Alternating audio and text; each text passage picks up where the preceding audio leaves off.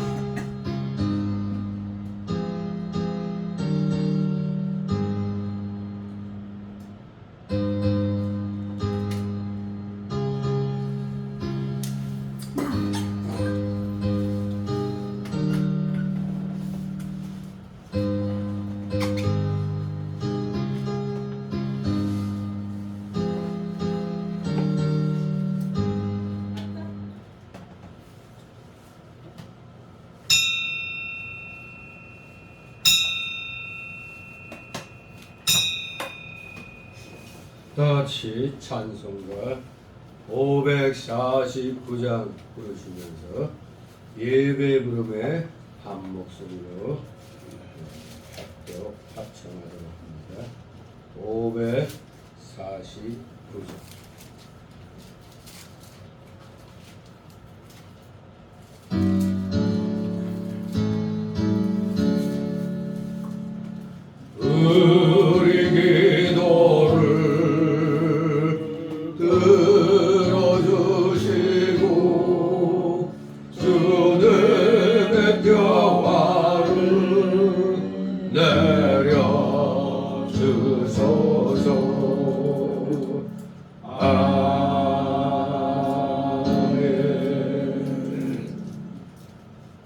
다같이 묵도 듣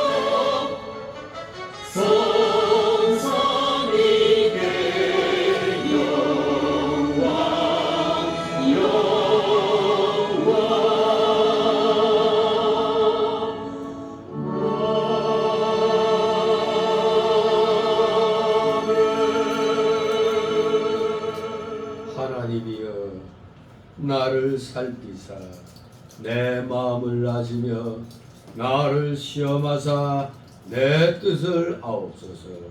내게 무슨 악한 행위가 있나 보시고 나를 영원한 길로 인도하소서.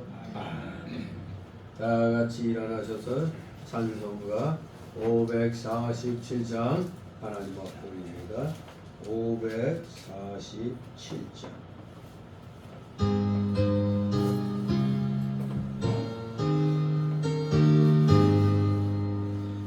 진리와 생명 되신 주, 이 몸을 바치옵니다.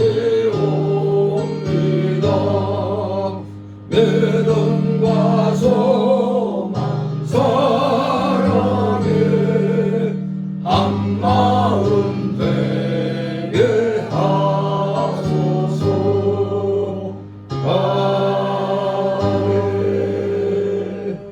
다같이 십계명 교독합니다. 찬송가 또는 성경 맨 뒤에 십계명이 있습니다. 제가 먼저 있습니다. 십계명.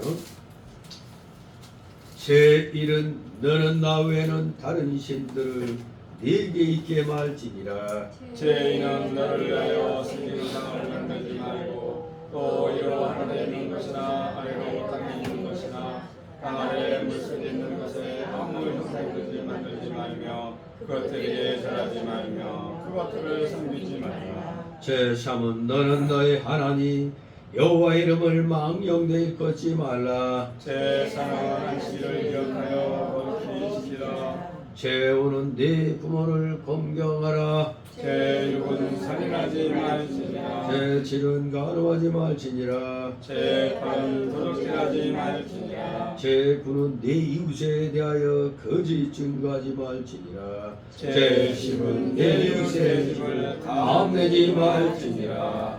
아멘. 다 같이 사도신경으로 신앙 고백 하나님께 드립니다. 전능하사 천지를 만드신 하나님 아버지를 내가 믿사오며 그 외아들 우리 주 예수 그리스도를 믿사오니 이는 성령으로 잉태하사 동정녀 마리아에게 나시고 본디오 빌라도에게 고난을 받으사 십자가에 못 박혀 죽으시고 장사한지 사흘 만에 죽은 자 가운데서 다시 살아나시며 하늘에 오르사 전능하신 하나님 우편에 앉아 계시다가 저리로서 산 자와 죽은 자를 심판하러 오시리라. 성령을 믿사오며 거룩한 공예와 성도가 서로 곁하는 것과 죄를 사하여 주시는 것과 몸이 다시 사는 것과 영원히 사는 것을 믿사옵나이다. 아멘. 다같이 찬송가 1장 하나님 앞에 올립니다. 찬송가 1장.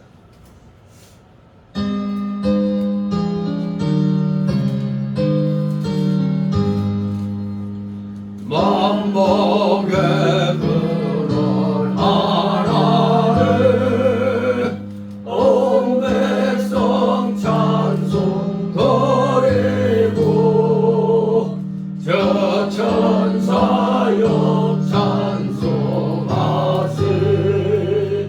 찬송 성부 성자 성령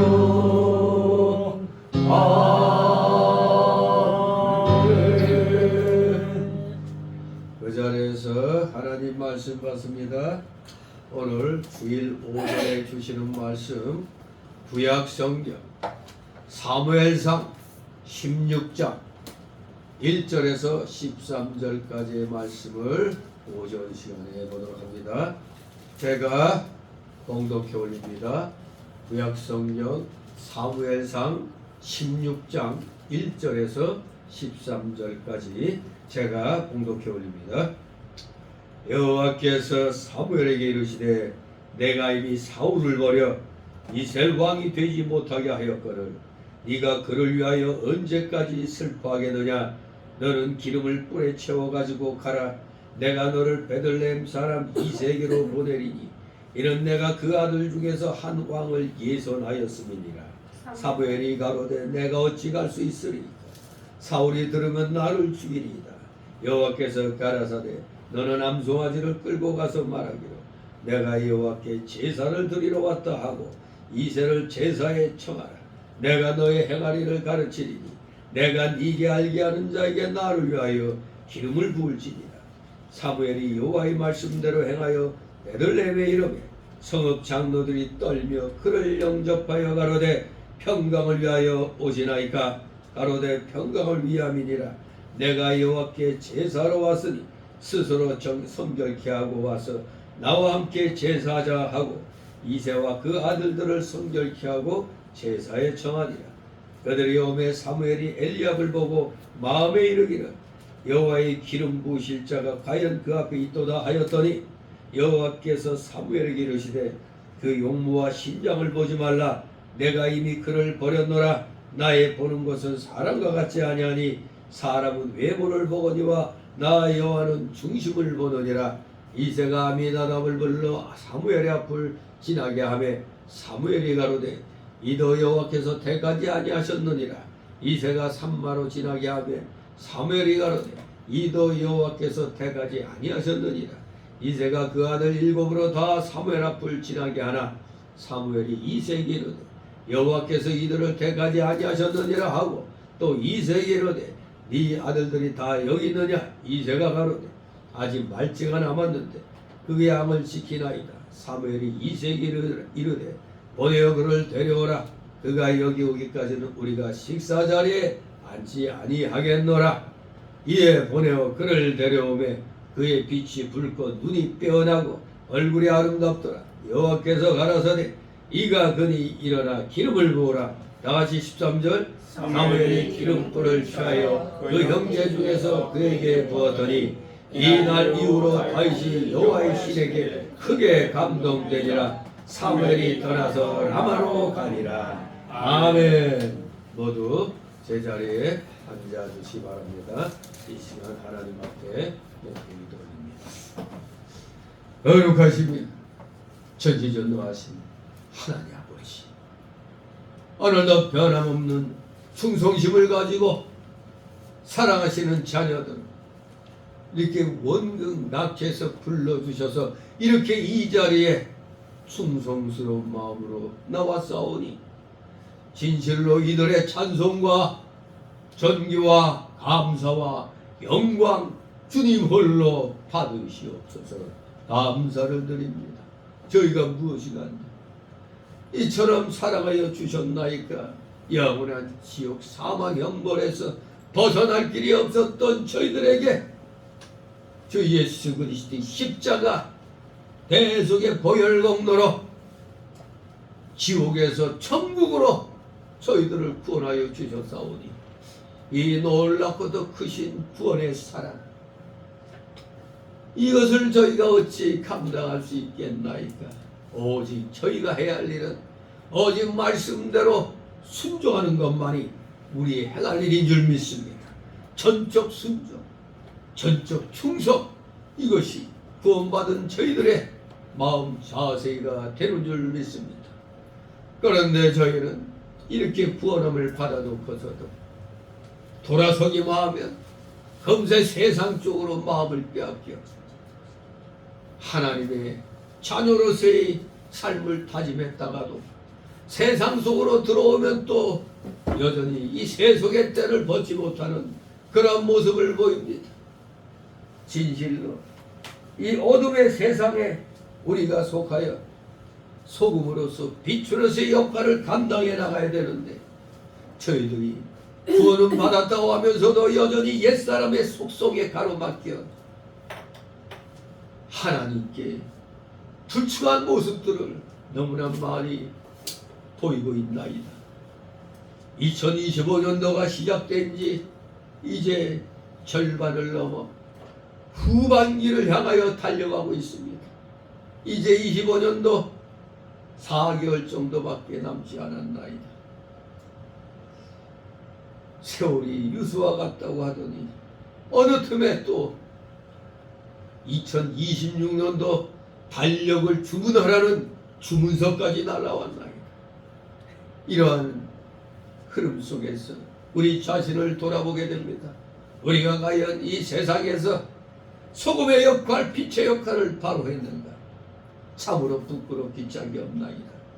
대부분의 교회들이 외형적인 성장에만 힘을 쓰다 보니 진정 말씀의 중심에서는 많이 벗어나고 어느 순간 하나님 중심이 아니라 세상 중심으로 흘러버린 우리 교회들의 모습을 보게 됩니다. 그 결과가 바로 악한 정권을 이 땅에 주님이 허락하셨고 그 악한 정권에 의하여 교회가 이제 핍박을 당하는, 압수수색당하고 어떤 목사들은 구속당하는 참으로 기가 막힌 이런 일들이 일어나고 있습니다. 이것은 하나같이 다 우리가 하나님 앞에 말씀 중심으로 하나님 중심으로 살지 아니했다는 증거가 되는 줄 압니다. 결과 없는, 원인 없는 결과는 없다고 했는데 저희의 이러한 결과는 바로 말씀에서 어긋난 길로 바로 세상적으로 소위 말하는 신복음주의로, 중립주의로, 세속주의로, 은사주의로, 신비주의로 나간 그 결과가 오늘의 사태를 가져오게 된 줄 압니다.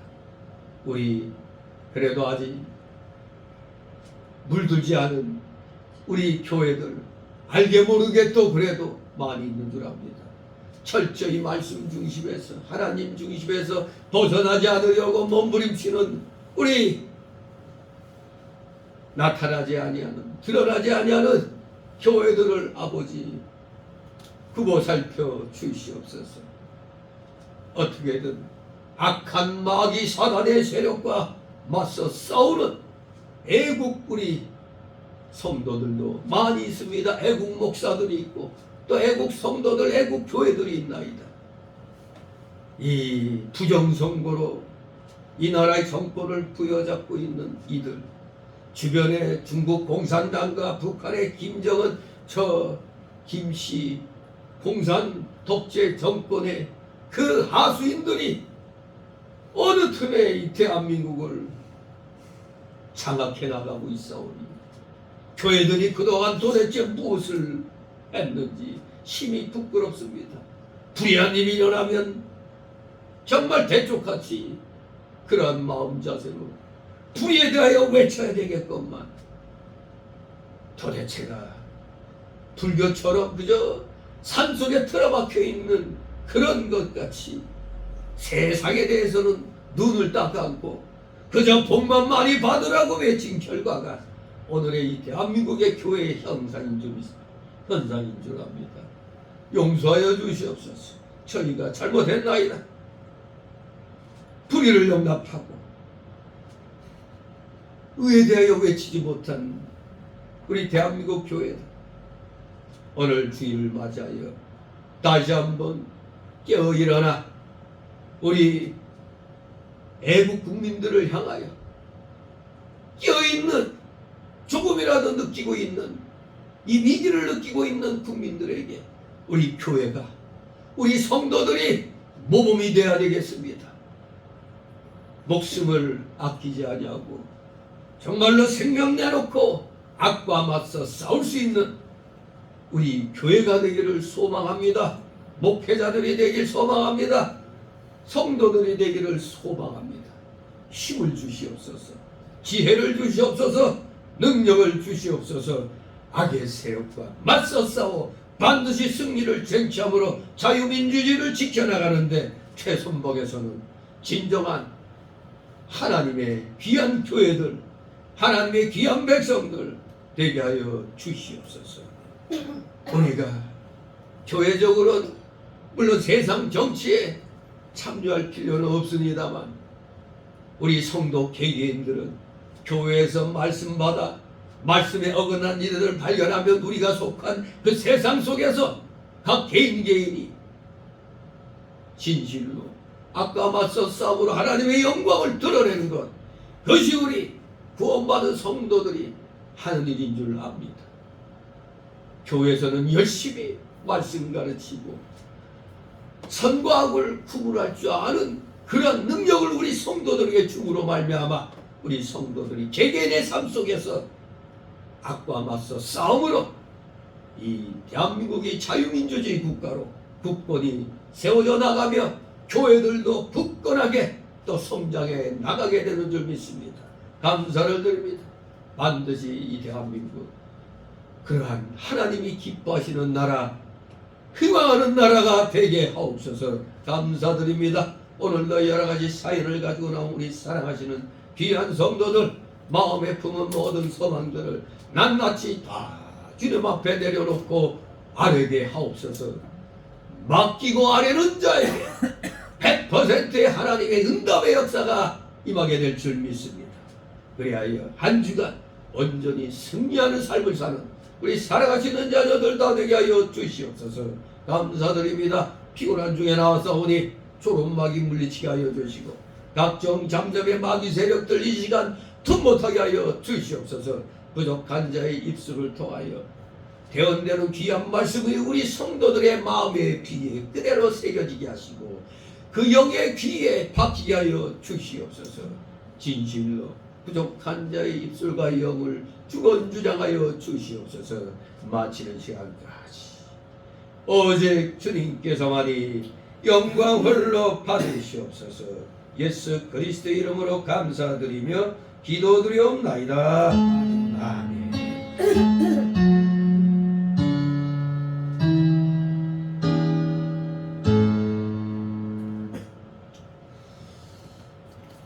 다같이 찬송가 362장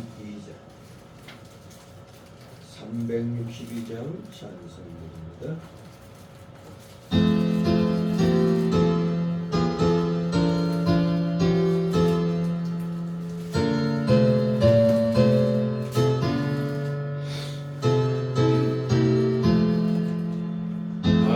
하나님의 말씀하시기를 내 마음을 나에게 바치어라.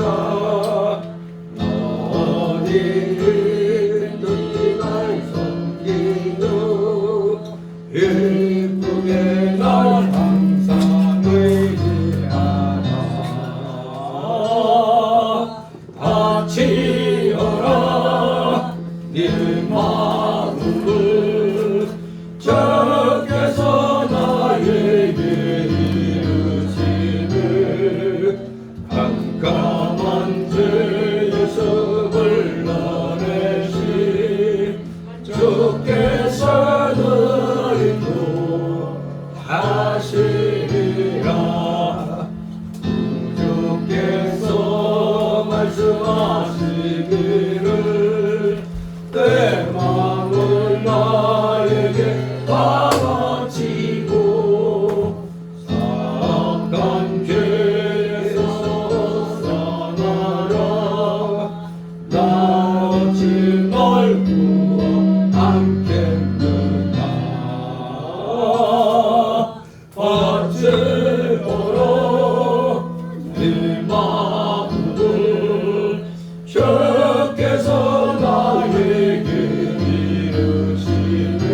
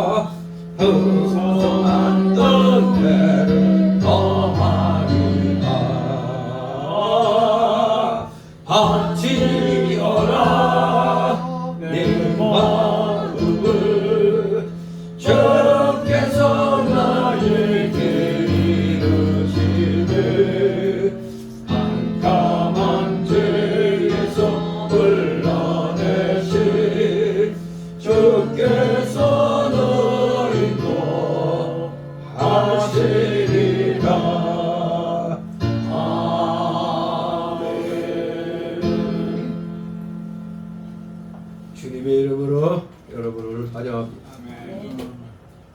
오늘은 내 자신보다 내 자신을 더 잘 아시는 바로 우리의 중심을 보시는 하나님이라는 제목으로 함께 은혜를 나누도록 하겠습니다. 중심을 보시는 하나님. 예. 이 세상은 사람을 기준으로 봤을 때 하나님의 계획을 예정이라고 얘기합니다. 만세전부터 영원무궁까지의 그 일을 구원의 계획을 세웠다 했을 때 우리가 예정하셨다고 얘기합니다. 그런데 여기에 이제 모든 만물까지, 만물에 대한 계획까지 다 폭넓게 이제 얘기하면은 작정이라고 얘기하는 겁니다. 그 작정 가운데 바로 이 인간의 구원에 대한 예정이 있습니다. 여기에 물론 천사들의 일도 함께 있는 거죠. 이 하나님의 예정 속에 이 세상 일이 진행되어 가고 있는 겁니다. 시작이 있으니까 끝이 있을까요? 없을까요? 있어요. 시작이 있으니까 반드시 끝이 있는 것입니다. 알게 모르게 우리 인생들 전도할 때 하나님이 어디 있어? 너나 잘 믿어라.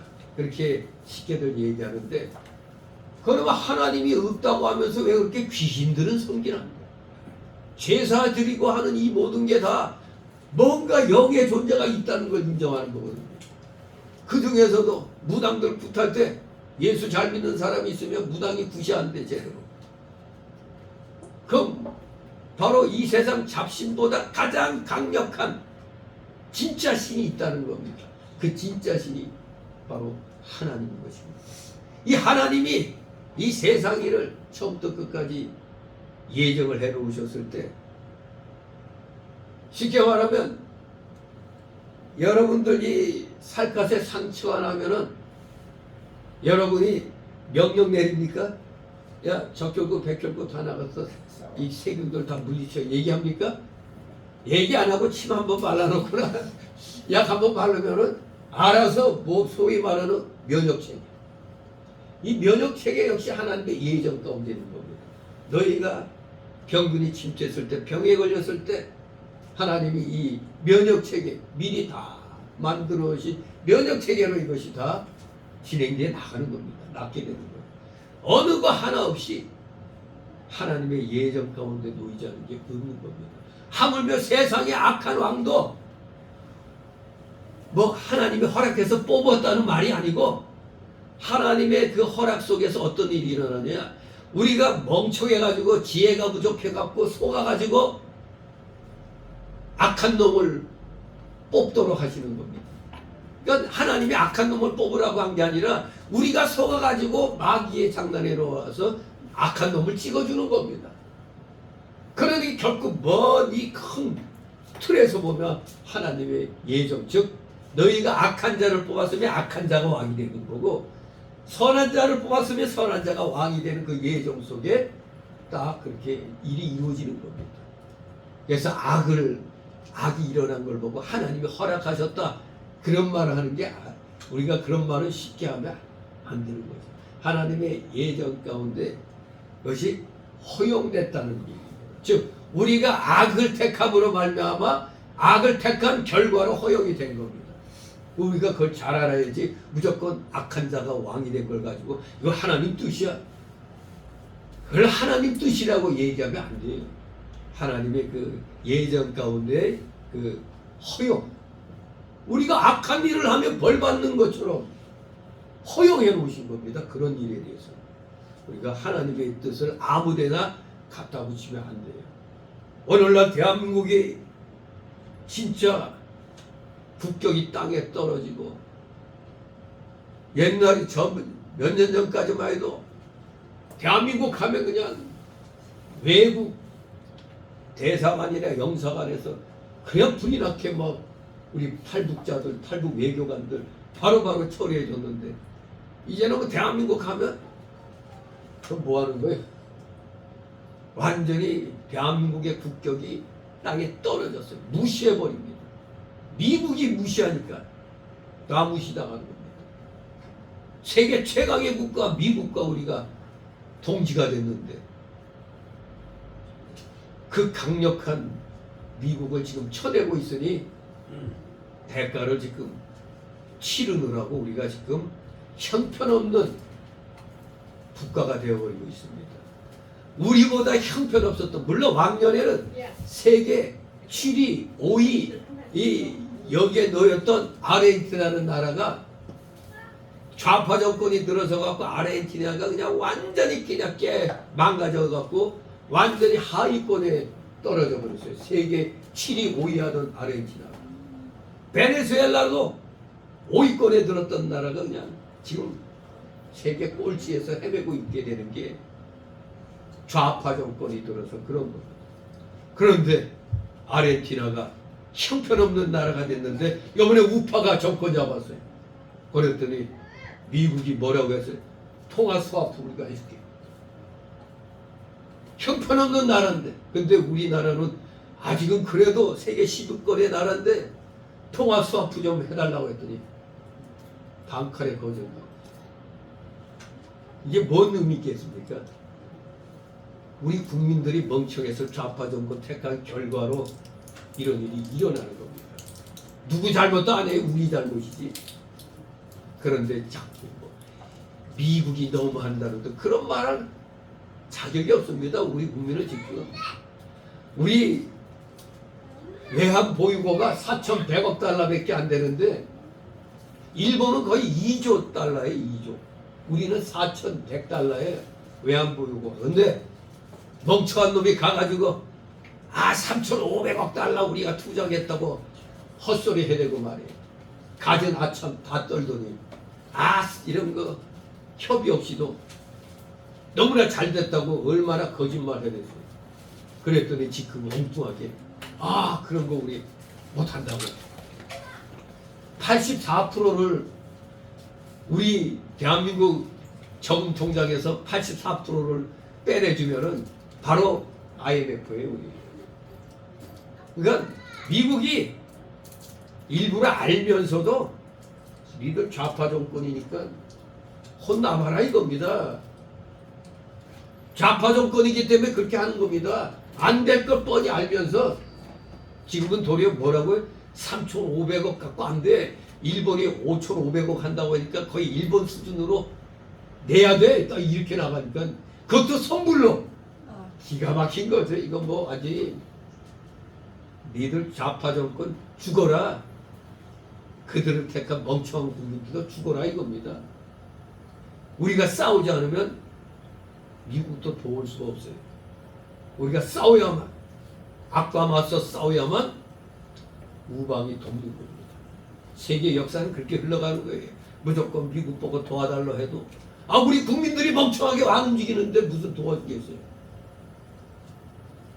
이 대한민국에 일어나는 이 모든 악한 일들 결코 우리 국민의 어리석음, 부정선거에 대하여 싸우지 않은 그 대가로 지금 우리는 멸망의 길로 가고 있는 겁니다. 우리 세계 역사를 연구하기도 전에 먼저 우리 대한민국 고조선 시대부터 그 역사를 연구해 보면 한 국가가 멸망할 때의 그 말기 증세가 딱 지금 이 대한민국에서 일어나고 있어요. 말기 증세.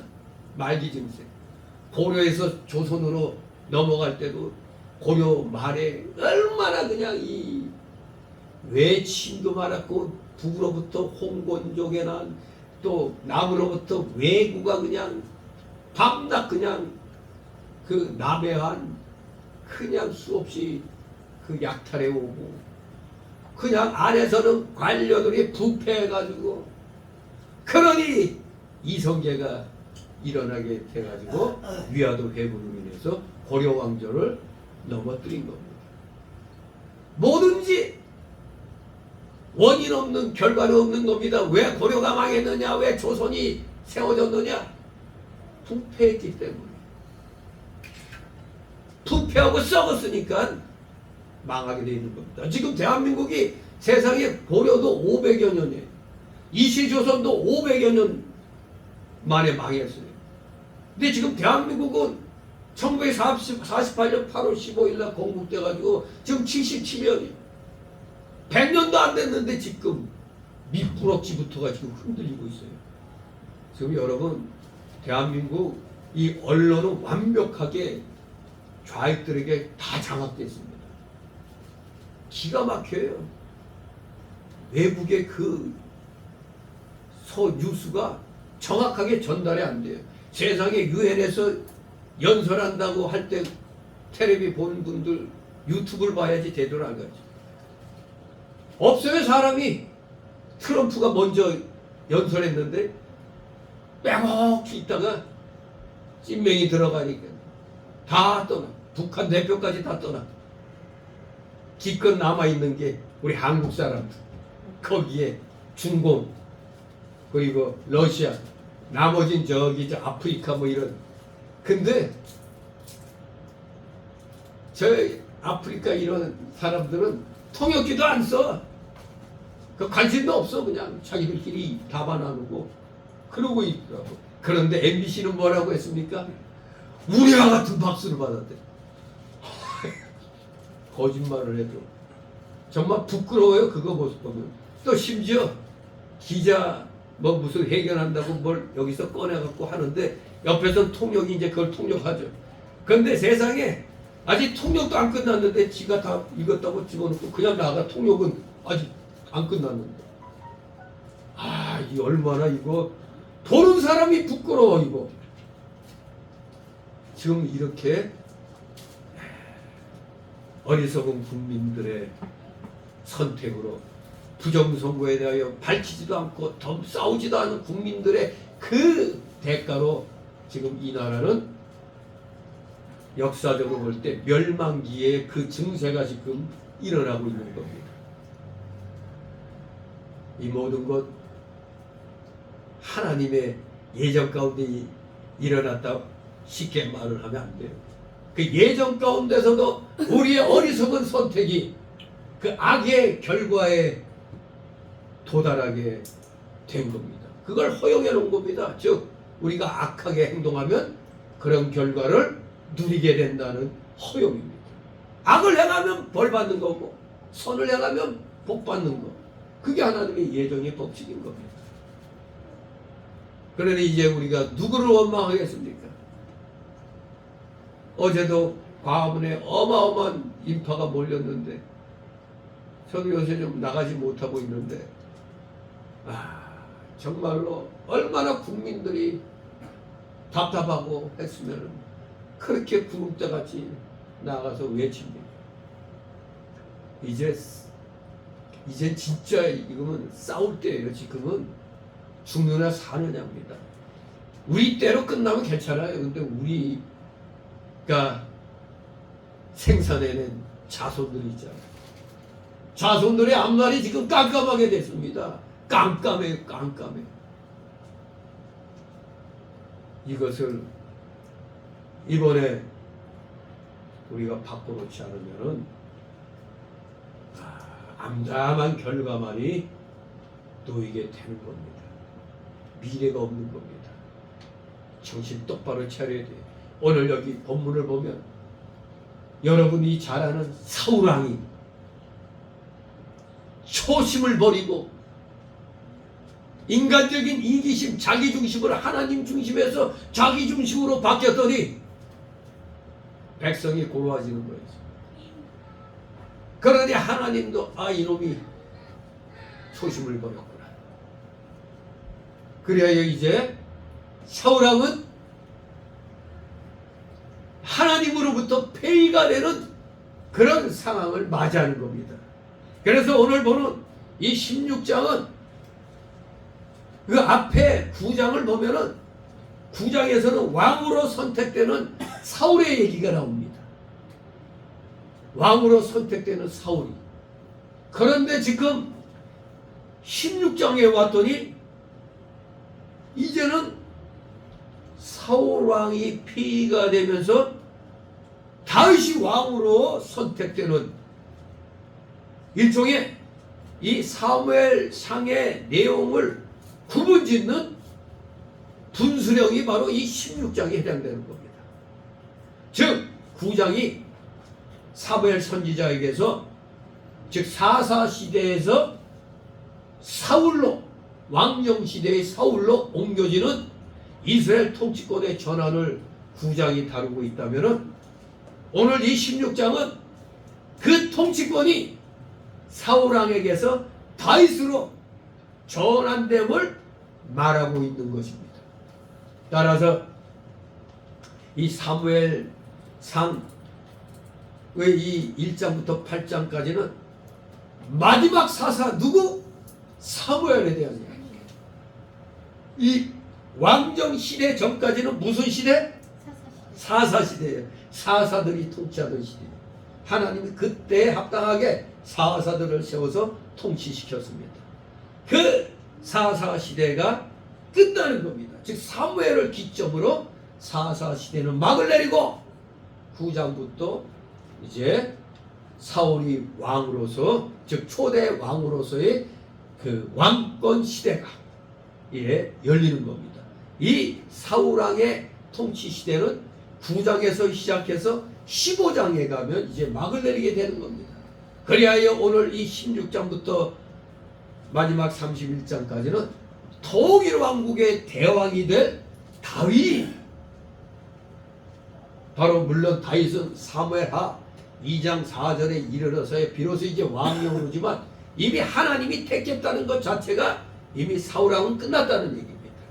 그래서 다윗이 대왕이 되는 그 내용이 이렇게 이 사무엘상서의 그 중심 내용이 되고 있는 겁니다. 1장에서 8장은 사사 사무엘이 중심인물이고 9장에서 15장까지는 누가 중심인물? 초대왕 사울이 중심인물이고 이 16장에서 31장까지는 다윗이 중심인물로서 이제 소개되고 있는 겁니다. 자, 오늘 이제 중심을 보시는 하나님이라는 제목으로 오전 시간에는 1절에서 13절까지 살펴봅니다. 오늘 1장에서 13절까지의 전체 제목은 선택받은 다윗. 물론 16장 전체의 제목은 중심을 보시는 하나님. 오늘 그 첫 번째 단락으로 오전에 1절 13절까지는 선택받은 다윗이라는 제목으로 오늘 이 1절 13절의 내용을 살펴봅니다. 그래서 오늘 이 1절 13절을 소단락으로 나누어서 살펴봅니다. 두 소단락으로 나누어 봅니다. 첫 번째 소단락은 1절에서 5절까지 기름을 가지고 베들레헴으로 간 사무엘. 두 번째 단락으로 6절 13절 기름을 부음 받은 다윗. 이렇게 두 소단락으로 나누어서 1절 13절을 살펴보도록 합니다. 이제 이스라엘을 통하여 하나님의 뜻을 시연해 가시려던 우리 하나님께서는 이스라엘 통치에 있어서 결격 사유가 많은 이 사울왕을 폐위시키시고 참으로 하나님을 신뢰하고 순결한 양심을 소유한 다윗을 새롭게 선택을 하셨습니다. 이렇게 선택된 다윗은 사울처럼 인간적인 조건들이 그렇게 뛰어나지는 못했습니다. 우리 사울이 왕이 될 때는 아주 키도 그냥 보통 사람보다도 훨씬 크고 그냥 오늘날 표현을 하면 꽃미남이었어요.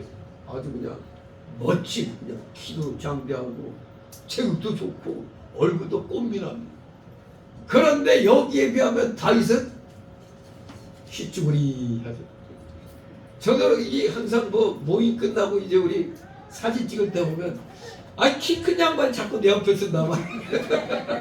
아니 키 큰 분은 저쪽으로 하고 키 비슷한 사람 키. 왜냐하면 내가 키 큰 사람 옆에 가면 어떻게 되는 거야? 완전히 그냥 이게 균형이 깨지잖아요.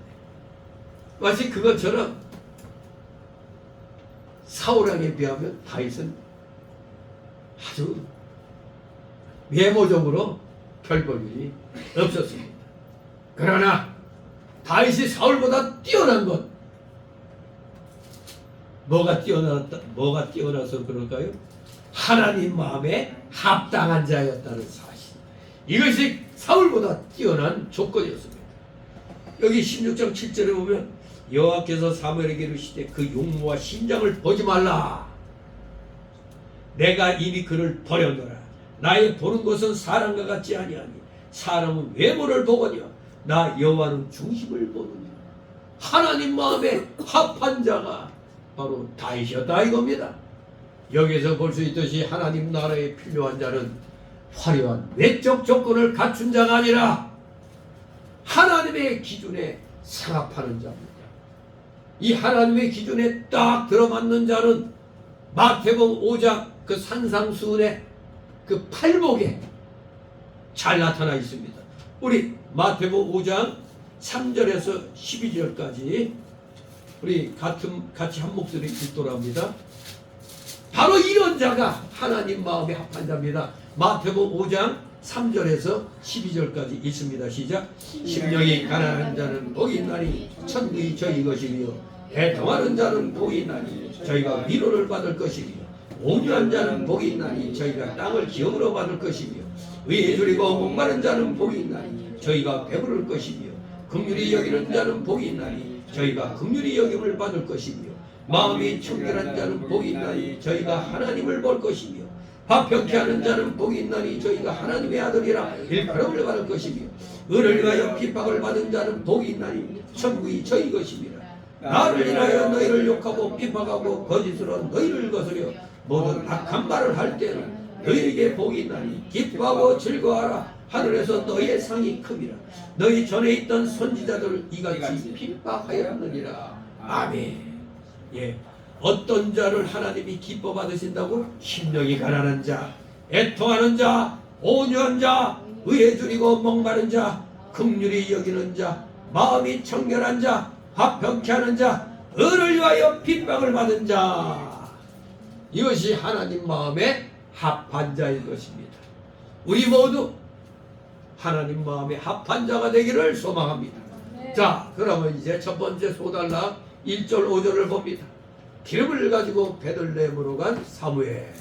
자, 1절에서 5절까지 한번 읽습니다. 시작. 여호와께서 사무엘에게 이르시되 내가 이미 사울을 버려 이스라엘 왕이 되지 못하게 하였거늘 네가 그를 위하여 언제까지 슬퍼하겠느냐. 너는 기름을 뿔에 채워가지고 가라. 내가 너를 베들레헴 사람 이세게로 보내리니 이는 내가 그 아들 중에서 한 왕을 예선하였음이니라. 사무엘이 가로되 내가 어찌 갈 수 있으리까. 사울이 들으면 나를 죽이리이다. 여호와께서 가라사대 너는 암송아지를 끌고 가서 말하기를 내가 여호와께 제사를 드리러 왔다 하고 이새를 제사에 청하라. 내가 너희 행할 길을 가르치리니 내가 네게 알게 하는 자에게 나를 위하여 기름을 부을지니라. 사무엘이 여호와의 말씀대로 행하여 베들레헴에 이르매 성읍 장로들이 떨며 그를 영접하여 가로되 평강을 위하여 오시나이까. 가로되 평강을 위함이니라. 내가 여호와께 제사하러 왔으니 스스로 성결케 하고 와서 나와 함께 제사하자 하고 이새와 그 아들들을 성결케 하고 제사에 청하리라. 아멘. 네. 사무엘이 자기가 맨 처음 하나님의 지시로 왕으로 세운 사울이 이제 하나님이 폐위한다고 하니까 너무너무 슬퍼서 사울이란 사람이 너무 불쌍하고 안타까워서 사무엘은 이 사울을 위해서 오래도록 슬퍼했습니다.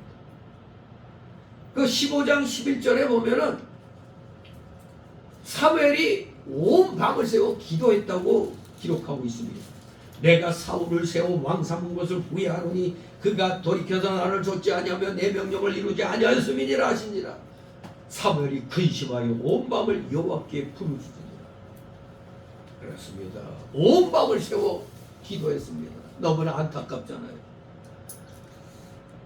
기름 부어 세운 사울왕이 이제 하나님께로부터 폐위당한다고 하니 자기가 기름을 직접 이제 하나님 명령에 의하여 사울에게 기름 부어 왕으로 세우는데 그 사울이 폐위된다니 하나님이 폐위시킨다고 하니 얼마나 안타깝겠습니까?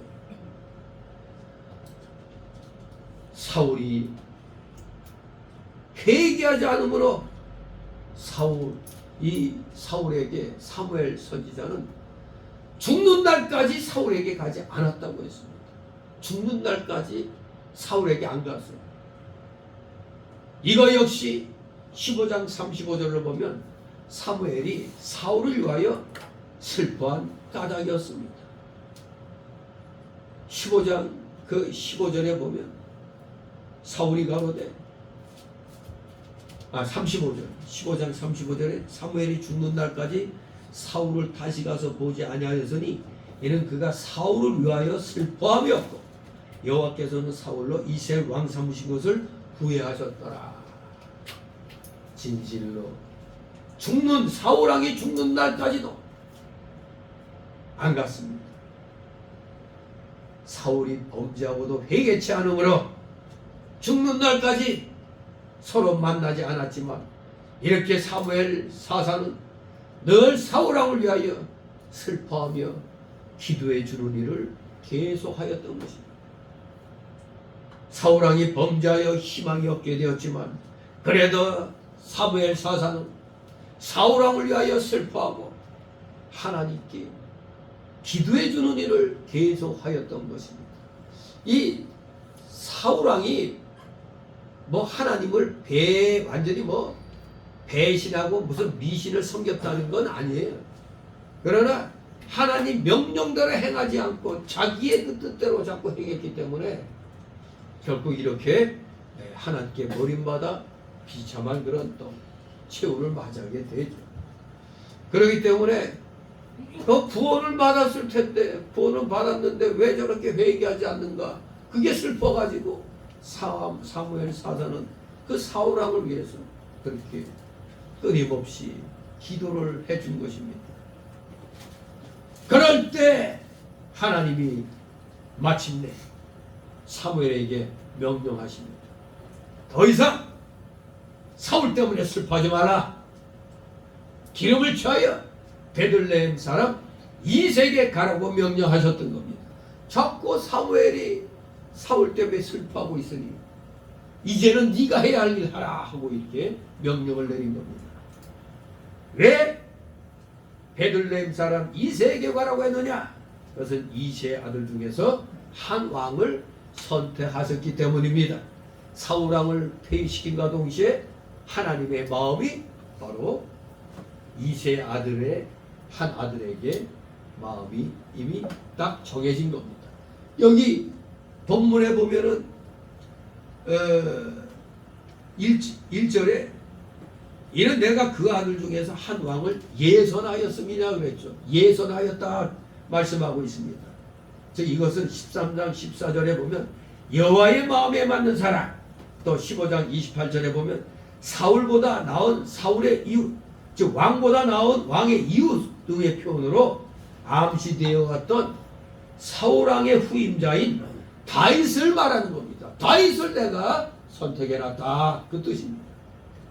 사울은 인간적 기준에서 선발된 왕이었으나 다윗은 이미 오래전부터 하나님의 기준에서 선택되고 예비된 왕이었던 것입니다. 나의 보는 것은 사람과 같지 아니하니 사람은 외모를 보거니와 나 여호와는 중심을 보느니라. 진실로 오래전부터 하나님의 기준에서 선택되고 예비된 왕이었던 것입니다. 이런 점에서 이스라엘의 왕정 체제가 완성된 것은 사울왕 때라기보다는 다윗에 이르러서야 비로소 왕정 체제가 이룩되었다, 이렇게 보는 것이 옳은 것입니다. 또한 이것은 신명기 17장 15절에 반드시 네 하나님 여호와의 택하신 자를 왕으로 세우시겠다는 이 예언의 온전한 성취기도 하는 겁니다. 반드시 네 하나님 여호와의 택하신 자를 왕으로 세우시겠다. 모세오경 신명기 17장 15절에 예언한 말씀입니다. 이 예언이 이제 비로소 이 다윗 때 와서 성취가 되는 겁니다. 그랬더니 사울이 뭐라고 대답합니까? 내가 어찌 갈 수 있으리까? 사울이 들으면 나를 죽이리이다, 이렇게 염려를 합니다. 사울이 들으면 나를 죽이리다. 왜 이 말을 했느냐 하면 비록 사울이 지금 영적 왕권은 일찌감치 상실했을지라도 아직 눈에 보이는 정치적 왕권은 죽는 날까지 행사하며 군림을 했습니다. 그러니 눈에 보이는 왕은 아직 사울 왕이잖아요. 그런데 어디 또 다른 왕을 택하러 간다면 위험한 일이 일어날 수가 있는 겁니다. 이미 마음이 하나님께로부터 사울은 떠났기 때문에 모든 게 자기 기준이잖아요. 그런데 다른 왕을 세우려고 해? 그 뭐예요 이거? 반역 아니에요. 반역. 외적인 요소는 반역입니다. 반역. 하나님이 그렇게 세우셨다는 걸 사울왕은 인정을 안 하는 겁니다. 그러니 아무리 영적 왕권을 상실했다 할지라도 사울은 죽는 날까지 왕권을, 이 정치적인 왕권은 행사하며 군림을 했던 겁니다. 그러므로 사무엘이 다른 사람에게 이스라엘 왕으로 기름 붓는 것이 이 사울왕에 있어서는 그야말로 심각한 반역 행위가 되는 겁니다. 만약 그러한 사실이 사울왕에게 알려진다면 사무엘 사사는 물론이거니와 왕으로 지금 기름 부음 받게 되는 이세 가문은 생명의 위협을 받게 될 것이 분명했습니다. 왜 그럽니까? 그 18장 11절에 보면 이제 다윗이 사울왕 옆에서 이제 섬기는 역할을 하게 될 때 사울의 죽인 자는 천천히요 다윗은 만만이로다. 여인들이 뛰놀며 노래를 했더니 왕인 자기가 죽인 자는 천천히고 신하인 다윗은 만만이래. 만만을 죽이고 자기는 1000명밖에 못 죽였다는 그런 노래를 하니 사울이 분노해가지고 어떻게 했다고요? 그냥 그 창으로 그냥 다윗을 벽에 박으리라고 창을 던져버립니다. 그러나 피했었죠. 잘못하면 바울이 죽을 뻔한 겁니다. 자기 옆에서 그렇게 충성하고 적을 잘 물리치는 장수, 장군으로서 딱 이렇게 백성들에게 칭송받는 다윗이었지만 자존심이 확 상해니까 일어나고 창을 던져버린 거죠. 이런 성격이 있는데 사무엘이 그런 일을 하려고 한다면 당장 잡아오라고 아마 그랬을 겁니다.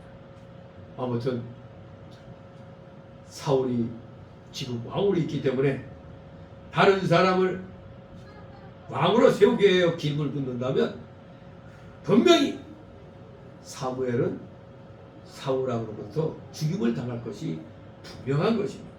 그랬더니 우리 하나님이 또 지혜로운 말씀을 주십니다. 너는 암송아지를 끌고 가서 말하기를 내가 여호와께 제사를 드리러 왔다 하라 이렇게 말을 하라고 합니다. 즉 사무엘이 왕될 사람에게 기름을 부러 가지만은 먼저 제사를 드리고 난 후 기름을 붓게 되어 있는 겁니다. 제사가 먼저입니다. 하나님께 제사 드리는 게 먼저예요. 그런데 하나님은 사무엘 보고 제사 드리는 데까지만 말하라는 겁니다. 제사 드리는 데까지만 말하라는 거예요. 기름 붓는 일에 대해서는 말하지 말고 비밀로 두라는 겁니다. 이건 속이는 거 아니죠. 거짓말하는 게 아니잖아요. 아니 제사 드립니다. 거기까지만 말하라는 거예요. 그 다음에 기름을 붓습니다. 그 말을 할 필요 없다는 겁니다. 하지 말고 그럼 비밀로 하라는 겁니다. 이건 속이는 게 아닙니다. 제사를 드리지 않는 것을 드린다고 하는 건 속이는 일이지만 실제로 제사를 드릴 것이기 때문에 제사 드리는 일까지만 말하여 주고 그 다음에 할 일은 말하지 않더라도 말 안 하는 건 거짓말이 아니잖아요. 말을 하면 거짓말이 되는 거죠. 다른 말로 말하면. 그러니까 말하지 않고 있으면 되는 거예요. 우리 기독교인이 오늘날 소소한 거짓말은 해도 된다 이렇게 잘못 알고 있는데 선의 거짓말도 사실 하지 않아야 돼요. 왜냐면 그게 습관이 되거든요. 우리 옛날에 지금 요새 만우절 있나요 요새? 우리 옛날 기억해보면 만우절마다 어디가 제일 바빴죠? 소방. 소방서가 바빴어. 아니 이거 아니 어디서 불났다면 이거 안 가볼 수가 없으니까. 근데 지금 그렇게 거짓말로 했다가는 조사 들어올 건 뻔하니까. 아무튼 얼마나 그때 우리 사람들이 좀 멋있게 했는지 몰라도 좀 만우절날 거짓말하는 건 그렇게 죄가 안 됐어요 그때는. 근데 지금은 바쁜 시대에 지금 그러면 안 되죠. 그런 게 이제 거짓말이죠. 없는 걸 있는 것처럼 얘기하는 거. 그래서 기름 붓는 것은 말하지 않는 것, 그거 말하지 않았다고 거짓말하는 게 아니잖아요. 기름 붓는 일은 하나님께, 하나님의 비밀에 속한 것이기 때문에 그것을 말하게 되면 다른 사람에게 손해가 되고 하나님의 일에 방해가 되면 또 사울왕이 죄를 더 짓게 될까봐 그렇게 하도록 여호와 하나님이 시키신 겁니다. 말을 하지 않는 것이 도리어 사람에게 유익이 되고 하나님의 일에도 유익이 되는 경우가 많이 있습니다. 우리 출애굽기 7장 16절에 보면 모세가 애굽왕 앞에 서서 히브리 사람의 하나님 여호와께서 나를 왕에게 보내 이르시되 내 백성을 보내라. 그들이 광야에서 나를 섬길 것이니라 이렇게 말했는데 이거 모세가 거짓말한 거예요? 아니잖아요. 광야에서 하나님 섬긴다는 거 거짓말한 게 아니잖아요. 광야에서 하나님 섬기는 건 분명하잖아요. 단지 그것까지만 말하라는 겁니다. 그 다음에 우리 하나님 섬기고 나서 가나안으로 갑니다. 그 얘기하면 안 되잖아. 그건 비밀이에요. 그 다음에 가나안으로 갈 것은 모세가 말하지 않았어요. 그 방해받을 게 뻔하니까 거짓말한 게 아니잖아요. 말만 안 했을 뿐이지. 그러니까 우리가 그런 걸 잘 지혜롭게 생각해야 됩니다. 그냥 얼떨결에 막 그냥 없는 말 지어내면 거짓말이 되지만 여기까지만 얘기하고 다음은 얘기 안 하는 거예요. 그러면 선의 거짓말도 할 필요가 없는 겁니다. 가끔가다 의사들은 또 그건 선의 거짓말이라고 해야 되나 그걸? 그 사람 지금 암병이 심각해. 이제 얼마 못 살아.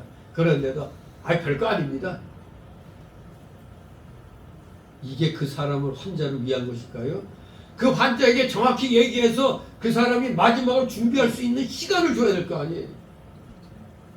그게 중요한 겁니다. 이제 살 날이 얼마 안 남았는데 괜찮습니다 그러면은 그 사람 준비도 못 하잖아요. 어느 날 갑자기 그냥 가는 거잖아요. 그냥.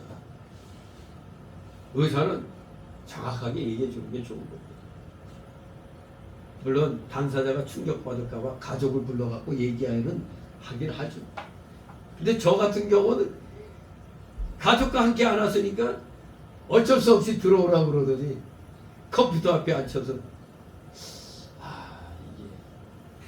암인 것 같습니다. 그때 요관 그때 뭘 조사하고 하는데 의사 입에서 한 20%만 암이라면 아닐 수도 있는데 80%가 아니래. 이거 근데 기분이 삼삼하더라고. 참. 왜냐면 내 아는 목사 아버지가 요관암으로 5년 고생하시다 갔다는데 길어요 5년이. 참 이거 한편으로는 참 이거 그렇게 된다. 이제 그런 생각이 들더라고요. 이제 그때부터 이제 또 하나님께 이제 매달리는 거죠. 어쩔 수 없지. 죽으면 죽는 거지. 이제 그런 마음이 되는데 의사가 정확히 알려주니까 준비를 하게 되는 거예요. 하나님께 기도하게 되고. 하나님, 저 아직 할 일이 많기 때문에 좀 연장해야 되겠습니다. 그런 식으로. 이 준비를 해야 되는 거예요. 이건 우리가 선의 거짓말은 괜찮다 이렇게 얘기하면 안 되는 거예요. 선의 거짓말도 우리는 해서는 안 되는 겁니다. 거짓말은 거짓말이에요. 모세가 광야에서 하나님 섬긴다는 건 분명한 사실입니다만 그 다음에 가나안으로 들어갈 거요. 그 얘기는 안 했습니다. 왜 하면 방해할 테니까 못 가게 할 테니까. 그걸 말 안 했다고 모세도 거짓말했는데요. 이러면 안 되는 겁니다. 자, 이렇게 사무엘도 사울왕이 해코지 할까봐 예상한 제사만 드리러 왔다 하는 이 하나님이 주시는 말씀대로 이제 행동을 하게 됩니다. 자, 이렇게 해서 거기 갔더니 아이고 베들레헴 성읍 장로들이 깜짝 놀랐어요. 성읍 장로들이 떨며 그를 영접하여 가로되 평강을 위하여 오시나이까 하고 물어봅니다. 왜 그렇습니까? 사무엘 선지자가 베들레헴에 왔다. 이것은 아이고 뭐 큰일이 있구나. 이 장로들은 이거 무슨 큰 불상사가 있어서 온 것은 아닌가 하고 걱정을 하게 되는 겁니다. 그 이유는 사무엘 선지자가 떴다 하면 보통 큰일이야. 큰일이 있었어. 그래서 이번에도 혹시 이방 나라가 쳐들어와 가지고 군사 모집하러 왔는가? 아니면 또 갑자기 무슨 큰일이 생긴 것은 아닌지 근심이 돼가지고 장로들이 평강을 위해서 오셨나이까? 이렇게 물어본 겁니다. 사무엘이 제사를 드리려고 왔다고 하면서 이새와 그 아들들을 제사에 청하여 하나님 앞에 제사를 드렸습니다. 여기 3절에 보면은 이새를 제사에 청하라. 내가 너희 행하리를 가르치리니 내가 네게 알게 하는 자에게 나를 위하여 기름을 부을지니 나를 위하여 하나님이 이새 아들에게 기름 붓는 것이 바로 하나님의 이름을 나타내고 있죠. 그러므로 사무엘이 이 신성한 의식을 행할 때 하나님의 인도와 보호가 함께 하셨고 사무엘은 위험 속에서도 무사히 사명을 완수할 수가 있었던 것입니다. 오늘날 하나님의 일을 수행하는 모든 사역자들에게도 이와 동일한 하나님의 인도와 보호하심이 함께 하실 것입니다. 그러므로 여러분들은 하나님의 일을 할 때 무엇을 먹을까, 무엇을 마실까, 무엇을 입을까 염려하지 말고 하나님 일만 하면 되는 겁니다. 그러면 그 다음은 하나님이 알아서 해주시는 겁니다. 왜? 하나님의 일을 하니까. 나를 위하여 기름 부으라 이겁니다. 그래서 마침내 두 번째 단락으로 6절 13절 기름을 부음 받는 바위. 자, 이전에 제가 자꾸 선의 거짓말도 거짓말이기 때문에 안 된다는 게 이게 소위 말하는 우리 인간 편에서는 상황윤리를 주장합니다. 상황윤리. 그러나 분명히 알아야 됩니다. 성경에서 말하는 우리 기독교 윤리와 인간들이 주장하는 상황윤리, 이 기독교인이 이 상황윤리 주장하면 안 돼요. 이거는 타락한 겁니다. 상황윤리 그럴듯한 것 같은데 잘 듣기 바랍니다. 여기 사무엘은 죽임을 당할지도 모르는 어려운 상황이었습니다. 그러나 인간적인 뜻을 꺾고 오직 여호와의 말씀대로 행하여 베들레헴으로 갔습니다. 그의 이 같은 행동은 주변의 여러 상황을 고려하여 자신을 변호하는 상황윤리주의자들의 행위와는 현격히 대조되는 행위입니다. 여기서 잠시 우리는 성경이 말하는 기독교 윤리와 인간의 그 상황 윤리를 자세히 한번 간단하게 살펴보도록 합니다. 자, 먼저 우리 기독교 윤리. 기독교 윤리의 전제는 뭐냐? 우리 기독교 윤리는 하나님의 존재와 각 인에 대한 하나님의 섭리를 인정하는 데서 출발합니다. 하나님의 섭리를 인정하는 데서. 이것은 결코 우리 기독교 윤리는 인간 행동의 유일한 근거로서 성경과 성경의 중심 메시지인 하나님과 이웃에 대한 사랑, 즉 아가페 사랑을 그 전제로 삼는 것을 의미합니다. 아가페 사랑. 그러면 우리 기독교 윤리의 특징은 그래서 어떻게 되느냐? 영원성입니다. 영원성. 성경은 정확무한 하나님의 말씀으로서 세상 끝날까지 패하지 않습니다. 따라서 성경에서 원리를 추출한 우리 이 기독교 윤리는 영원성을 갖지 않을 수가 없는 겁니다. 우리 기독교 윤리의 첫 번째 특징이 이 영원성입니다. 두 번째 특징은 절대성입니다. 절대성. 기독교 윤리는 상황과 환경 또는 인간의 존재론적 자아의 상태에 따라 가변되는 것이 아닙니다. 왜냐하면 우리 하나님의 말씀은 가원적인 명령이라기보다는 정언적, 딱 정해진 정언적 명령이기 때문입니다. 그래서 우리 기독교 윤리는 절대성을 갖는 겁니다. 세 번째 특징은, 기독교 윤리의 세 번째 특징은 이타성입니다. 이타성. 즉 이것은 그리스도의 구속사역이 희생과 헌신 그리고 철저한 인류애의 발로였다는 사실에 의해서 증명이 되는 겁니다. 우리 진정한 기독교인들은 나보다 남을 더 낫게 여기는 이타적인 사랑을 실시해야 됩니다. 그게 다 그리스도의 십자가 구속사역의 희생과 헌신에서 나온 겁니다. 이렇게 이타성이 있습니다. 기독교 윤리. 그럼 네 번째 기독교 윤리의 특성은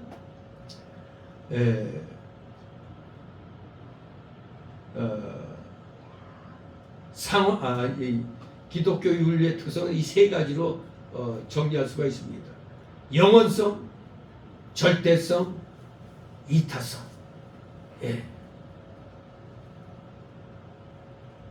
따라서 우리 이 기독교 윤리의 출발점은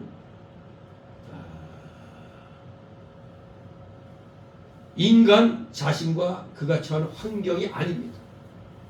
하나님 말씀 중심에서 출발하는 겁니다.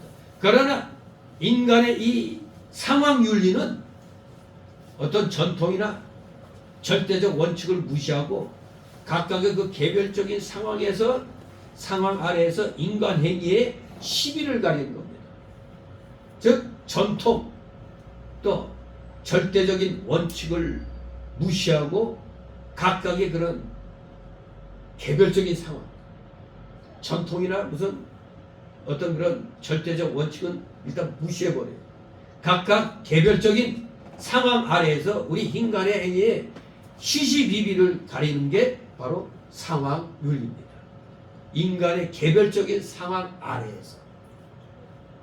그래서 이 상황 윤리의 출발점은 바로 기독교 윤리와는 반대로 인간 자신과 그가 처한 환경이 출발점이 되는 겁니다. 우리 기독교 윤리는 하나님과 성경 말씀이 출발점이지만 이 상황 윤리는 인간 자신과 그가 처한 환경에서 출발한다. 그래서 상황 윤리의 특징은 뭐냐? 첫째, 일시성입니다. 벌써 기독교 윤리와 다르죠. 우리는 영원성인데 상황 윤리는 일시성입니다. 이는 인간이 처한 사상, 간섭, 문화 등의 총체적인 환경이 고정되어 있는 것이 아니라 시대에 따라 변천하기 때문에 그때마다 달라요. 이렇게 되는 겁니다. 따라서 상황윤리는 영원한 원리를 갖는 것이 아니라 시간의 추이에 따라 일시적인 성격을 가질 수밖에 없는 겁니다. 그리고 상황윤리의 두 번째 특징은 상대성입니다. 상대성. 기독교는 절대성인데 상황윤리는 상대성입니다. 상황윤리는 절대적인 원리 원칙이 있을 수가 없습니다. 왜냐하면 상황은 여러 요소에 의해서 변화되며 또한 그 상황을 인식하고 판단하여 책임적 결단을 내릴 수 있는 책임적인 자아조차도 사람에 따라 다르기 때문입니다. 이 상황윤리주의자들은 인간을 이렇게 정의하는 겁니다.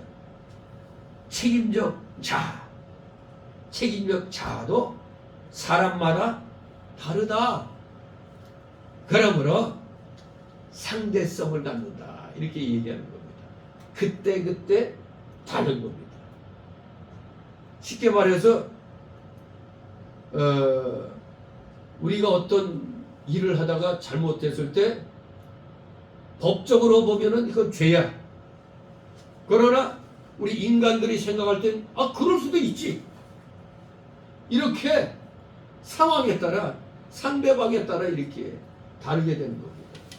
그러니까 우리가 정권이 바뀔 때마다 어떤 일이 일어나죠? 전번 정권에서는 유죄였는데 이번 정권에서는 무죄가 되는 것. 이런 게 다 상황입니다. 이게 상황. 상대성을 갖는 겁니다. 그리고 세 번째가 어떤 특징을 갖고 있느냐? 이기성을 갖고 있습니다. 이기성. 이 상황 윤리자들은 단지 인간이 자신이 처한 상황에 따라 가장 적절한 행위를 결정해서 행동하면 된다. 우리가 처한 상황에 따라 적절한 행위를 하면 된다. 그러면 다른 사람 입장에서 그게 잘못됐어. 그러나 내 입장에서 이렇게 해야 돼. 이 이기성입니다. 이게 상황이에요. 이렇게 사람에 따라 다른 겁니다. 이 같은 주장은 인간의 개별성 내지는 독자성을 강조하는 것이고, 나아가서는 개인주의적인 경향을 필연적으로 띌 수밖에 없는 겁니다. 그러므로 우리 이 기독교 윤리와 상황 윤리를 분명히 이렇게 구분할 수가 있는 겁니다. 기독교 윤리는 영원성, 절대성, 또 뭐가 있다고 그랬죠? 이타성. 근데 상황 윤리는 일시성, 상대성, 이기성. 이렇게 반대가 되는 겁니다. 반대가. 그래서 결론적으로 오늘날 사회, 심지어 교회 안에서조차도 상황윤리가 팽배해가고 있습니다. 이 기독교 윤리의 이 자유주의 신학의 또 한 여파죠. 상황윤리라는 게. 물론 이 같은 경향은 오늘날 이 시대에 비춰보면은 날로 다각화되고 복잡화되어가고 있죠. 이런 사회의 추세에 따른 필연적인 결과가 아니냐, 그렇게 또 기독교에서 상황윤리를 맞다 주장하는 사람들이 이렇게 우리 사회의 지금 흐름을 따라 이것도 맞는 거 아니냐, 그렇게 주장을 합니다. 그러나 상황윤리는 그것이 지니는 몇몇 긍정적인 그 측면이 있어요. 긍정적인 측면은 인간의 책임을 강조하고 인간의 인격을 존중한다는 면에서는 괜찮아요. 그러나 분명히 이것은 비성경적이고 반윤리적인 것으로 이 상황윤리는 우리 기독교에서는 배격해야 되는 겁니다. 상황에 따라 다르면 안 되잖아요. 대한민국 헌법이 정권이 바뀔 때마다 달라지면 안 되잖아요. 아무리 정권이 바뀌어서도 헌법 가라사대 하면 그냥 나 이때까지 다 수능했는데 요 찐맹이만은 이 더블당만은 지금 완전히 지멋대로 하고 있잖아요. 지금 대한민국 70년간의 이 정치 조직을 그냥 단번에 부숴버리잖아요. 그래서 지금 3대 특검에 파견된 검사들이 난리 났어요. 검찰청 없애버린다. 그러면 특별 검사가 아니라 특별 공수가 되나? 공수처로 막 이래버린다. 그러니까 결코 지금 이 특검에 파견된 검사들도 이제 이 일을 다 중단해야 돼. 왜? 지들이 실컷 조사했는데 기소는 딴 데서 하는 거야. 이게 말이 안 되잖아. 조사한 사람이 올려야 될 거 아니에요. 근데 너희는 조사만 해. 기소는 우리가 할게. 그러면 뒤집어 버릴 수도 있는 거예요. 그야말로 지금 70년간의 대한민국 정치 조직이, 정부 조직이 지금 바람 앞에 등불이 되어 있어요. 그야말로 지금 대한민국이 무너지는 겁니다. 지금 대한인민공화국이 탄생할 수도 있는 겁니다. 헌법을 무시하니 이 부정선거로 된 놈들이 차지하고 있으니 당연히 그렇게 될 수밖에 없죠. 그런데 국민들이 들고 일어나지 않으니까 세월이 나빠지면 제가 이 얘기한 게 이제 인터넷 유튜브로 나가면 이제 저 체포하러 올 겁니다. 이런 나라가 돼가고 있어요. 이게 말이 됩니까, 여러분? 그래도 괜찮아. 여러분, 작년에 대한민국을 떠난 백만장자가 올해는 2배래요. 백만장자들이 다 떠나고 있답니다. 왜? 백만장자는 우리 기준으로 말하면 중소기업 하던 사람들이에요. 이놈의 상속세가 60%나 되니 내 자식들에게 물려줄 수도 없어. 물려주면 60% 세금 내면 남는 게 없잖아. 지금 3차로 상법 개정한다는데 우리나라 대기업들 다 중국 놈들에게 다 넘어가게 생겼어요. 왜? 우리 재벌들이 그 주식 갖는 율을 갖다 팍 낮춰버리니까 그 나머지 외국에서 다 들어와서 외국 자본이 다 차지해버리는 거예요. 지금 천하의 역적짓을 하고 있는 겁니다. 이게. 그러니 우리 기독교가 정신 차려서 이렇게 성경 말씀을 전하면서 세상의 그 잘못된 것을 지적을 해주지 않으면은 우린 중이나 똑같아요. 목사가 주의 되는 거 승려가 되는 겁니다. 왜? 세상에 나가서 불의와 맞서 싸워야 된다고 이런 상황윤리 주장하는 것들은 잘못된 거다. 어떻게 정권이 바뀔 때마다 법이 바뀌냐? 이런 것도 얘기하면서 각자 위치에서 싸우도록 가르쳐 주는 게 교회의 할 일입니다. 목사의 할 일이에요. 근데 그런 건 안 하고 맨날 그냥 무슨 일을 당해도 관계없어. 헌금이나 많이 갖다 바쳐라. 그래야 복 받는다. 그냥 저기 저 산속에 들어가서 연불회는 중이나 똑같은 소리 하는 겁니다. 지금 대부분 한국의 목사들이 그런 짓을 하다가 지금 이렇게 된 겁니다. 대한민국 교회가. 중 같은 소리만 했었어요. 아, 세상 일에 신경 쓰지 마. 맨날 그러면서 어째 경제적인 것을 왜 그렇게 따져? 뭘 해야 돈 많이 벌으니까 돈 많이 벌어서 11조 많이 갖다 바쳐라. 그래야 복 받는다. 11조고 감사한 거고 얘기하면 안 되지. 그것도 다 세상 일인데 세상에서 벌어야 바칠 수 있는 거 아니에요. 그래 완전히 이율 배반적인 얘기들을 하면서 혼자 거룩한 척하고 저같이 이런 얘기하면 목사가 타락해갖고 세상 정치에 관여한다고. 저 목사들한테 그런 소리 많이 들었지만 어느 날 때가 되니까 싹 분위기가 바뀌어갖고 내가 하는 말에 주의를 기울여. 모두 다 웨스트민스터 신앙고백에서 공부도 제대로 하는 목사들이 많아요. 제가 그래서 국가와 교회와의 관계에 대해서 외신고백에서 저 공부 좀 하라고 그래요. 국가는 교회를 방어하는 방어막입니다. 방어막. 방어막이 무너지는데 그저 중 같은 소리만 해댔습니까? 안 되는 겁니다. 아무튼 우리 기독교는 인간이 처한 총체적인 환경을 무시하지 않으면서도 그 환경을 초월한 하나님의 말씀에 절대적 기준을 두고 그것의 궁극적인 지향점이 이웃과 인류를 향한 그리스도의 사랑을 구현하는 것이 돼야 돼요.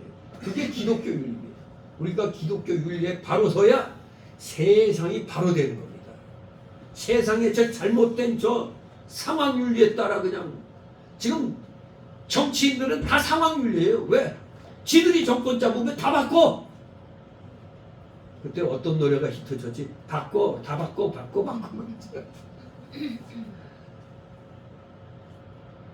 이 헌법이 살아있는데 헌법은 무시해버립니다.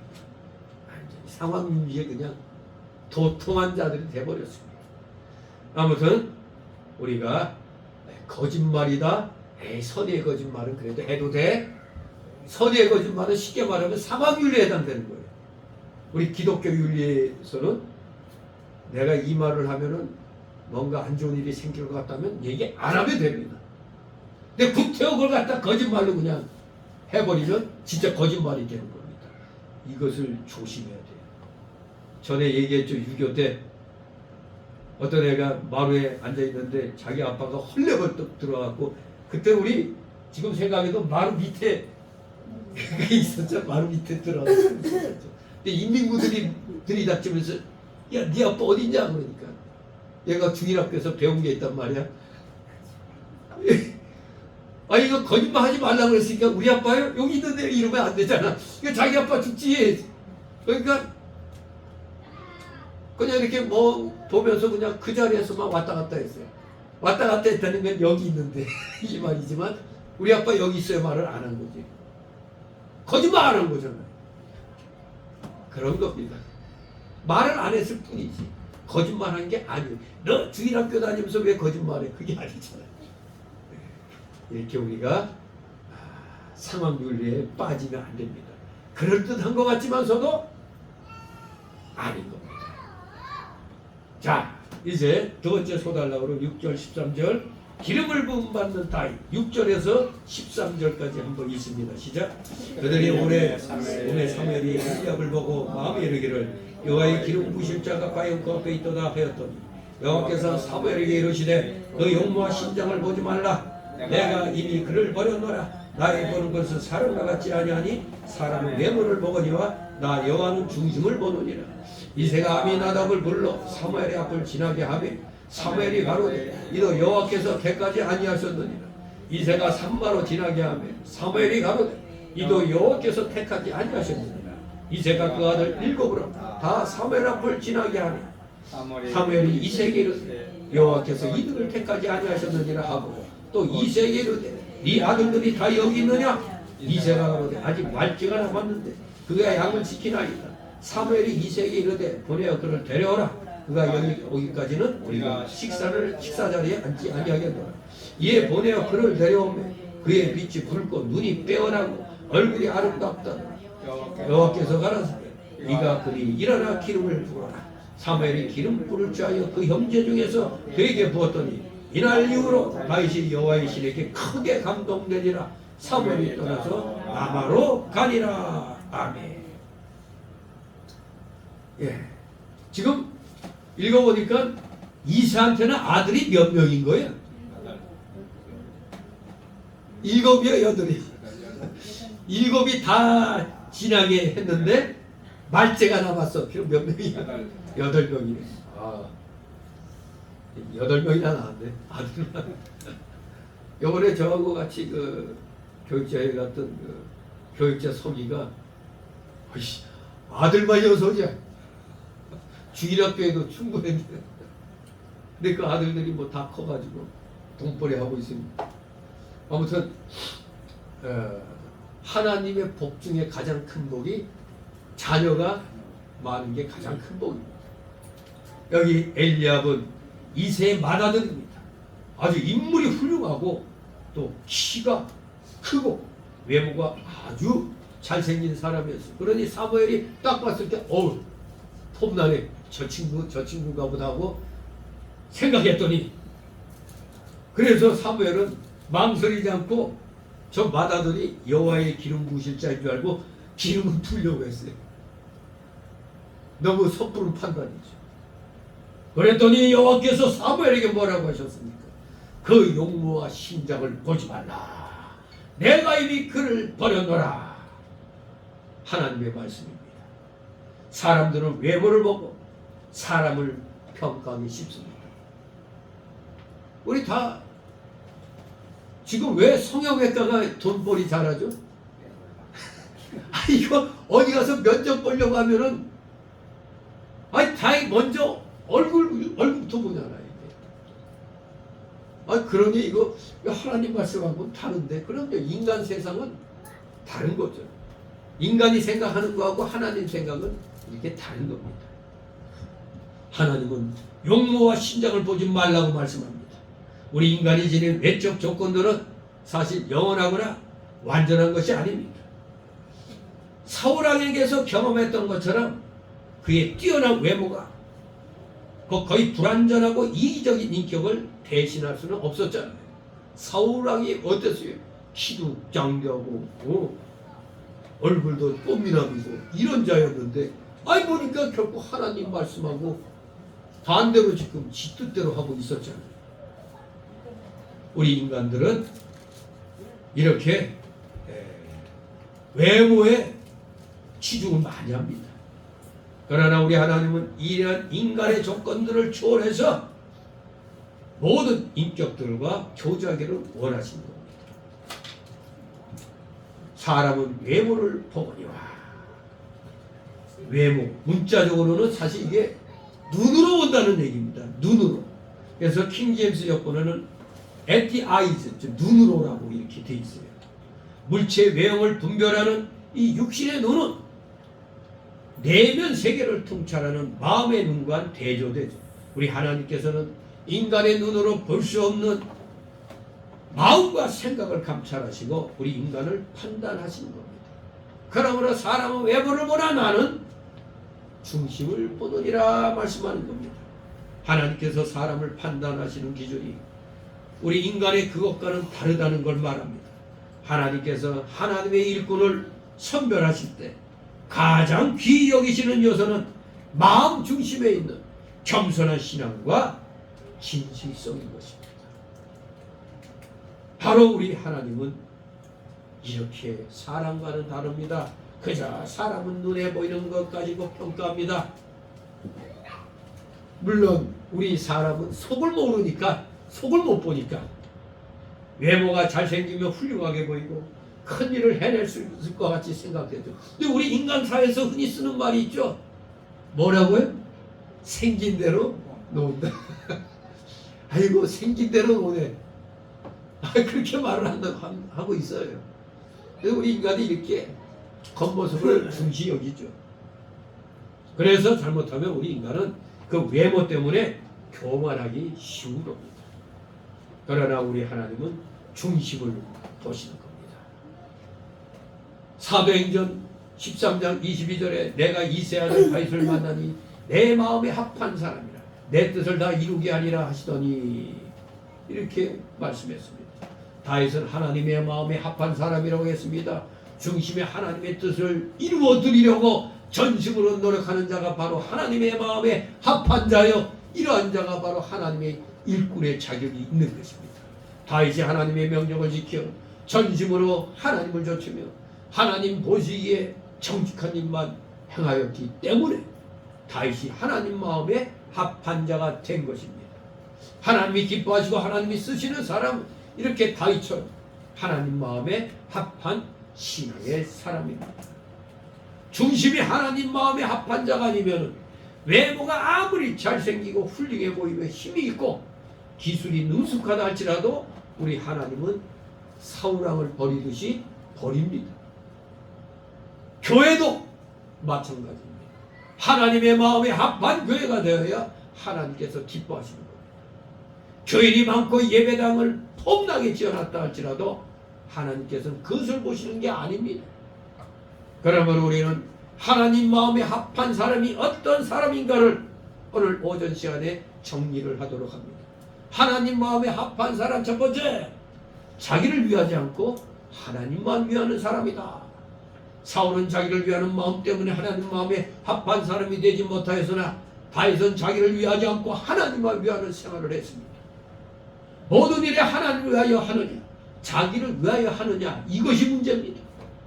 교회 봉사한다 하여도 자기를 위해서인가 하나님을 위해서인가, 자기를 위해서 예수님 믿는가 하나님 위해서 예수님 믿는가. 자기를 위하여 하는 것은 이기적인 것이 되기 때문에 하나님 마음에는 맞지 않습니다. 예수님도 요한복음 8장 50절에 보면 자기 영광 구하지 않는다고 했습니다. 하나님을 위해서 하는 것만이 하나님 마음에 합한 것입니다. 사울왕이 아말렉 사람들의 산진소와 기름진 양을 끌고 올 때 하나님께 제사하겠다는 구실은 붙이죠. 그래놓고 하나님을 위한다는 간판을 내어 걸었지만 실제로는 좋은 것은 자기가 먹으려고 가져왔고 또 백성들의 비위를 맞추려고 가져온 것입니다. 중심에는 자기를 위하는 정신이 있으면서 겉으로만 하나님을 위하는 척 했기 때문에, 뭐뭐 하는 척 했기 때문에 사울왕을 하나님이 버리신 겁니다. 오늘날도 믿음 좋은 척 하는 사람들 많이 있잖아요. 우리는 척하는 생활 하지 말고 진심으로 하나님의 영광을 위하는 자들이 되어야 되겠습니다. 그런데 여기 다윗은 하나님만을 위하여 살았습니다. 골리앗과 싸울 때 자기의 생명을 돌보지 않고 오직 하나님을 의지하여 하나님을 위하여 싸웠던 겁니다. 다윗은 이렇게 늘 하나님을 위하는 정신으로 살아감으로 하나님 마음에 합하게 된 겁니다. 두 번째로 하나님 마음에 합한 자는 누구냐? 하나님 말씀을 잘 지키는 사람입니다. 다윗은 하나님 말씀을 지키는 것을 자기 생명보다 중히 여겼습니다. 하나님의 말씀은 추워도 가감없이 그대로 지키려고 힘썼습니다. 그러나 사울왕은 말씀을 지키되 자기에게 유리한 것만 지키고 끝까지 지키지 않았습니다. 말씀은 그래도 지켰어요. 어떤 거? 나한테 유리한 것만. 이렇게 선택해서 했다 이겁니다. 하나님께서는 분명히 아말렉 사람을 다 죽이라고 명령하셨는데 아고함은 죽이지 않고 사로잡아 왔습니다. 가령 아말렉 인구가 10만이라면 다 순종했는데 10만 분의 1만 못 지킨 거가 되는 거죠. 이것도 하나님 마음에 합한 수가 없는 겁니다. 하나님 마음대로 다 죽여야 하나님 마음에 합한 것입니다.